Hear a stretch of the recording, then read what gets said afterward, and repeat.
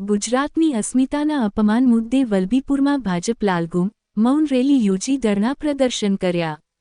ખડગેના નિવેદન સામે કાર્યકરોનો રોષ, કાળી પટ્ટી ધારણ કરી મામલતદાર કચેરીએ વિરોધ પ્રદર્શન સાથે માફીની માંગ કરી.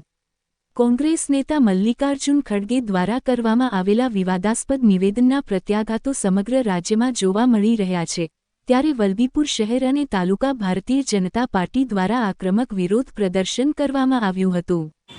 ગુજરાતની અસ્મિતા અને મહાપુરુષોના અપમાનના મુદ્દે ભાજપના કાર્યકરોએ એકઠા થઈને પોતાનો રોષ વ્યક્ત કર્યો હતો અને મામલતદાર કચેરી ખાતે ધરણા યોજી આવેદન પાઠવ્યું હતું.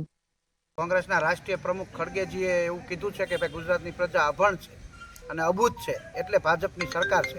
પણ મારે એમને કહેવા માગવું છે કે ગાંધીજી જેઓએ આખા રાષ્ટ્રની આઝાદી અપાવી હતી એ પણ ગુજરાતી હતા. સરદાર વલ્લભભાઈ પટેલ પણ ગુજરાતી હતા. અમારા પહેલું રજવાડું આપવાવાળા કૃષ્ણકુમારસિંહજી પણ રજવાડી હતા, ગુજરાતી હતા. અને અત્યારે આપણા વડાપ્રધાન જે નરેન્દ્રભાઈ મોદી છે એ પણ ગુજરાતી છે. એટલે ગુજરાતનું જે રહ્યું છે દેશની અંદર સમર્પણ ભાવના અને જેને આઝાદી અપાવી છે, એટલે આ માટે હું એમ કહું છું કે ગુજરાતની 6.5 કરોડ જનતાનું નહીં પણ ગાંધીજીનું, સરદાર પટેલનું અને નરેન્દ્રભાઈ મોદીનું અપમાન છે. એટલે ખડગેજી માફી માગે અને 6.5 કરોડ ગુજરાતીઓની માફી.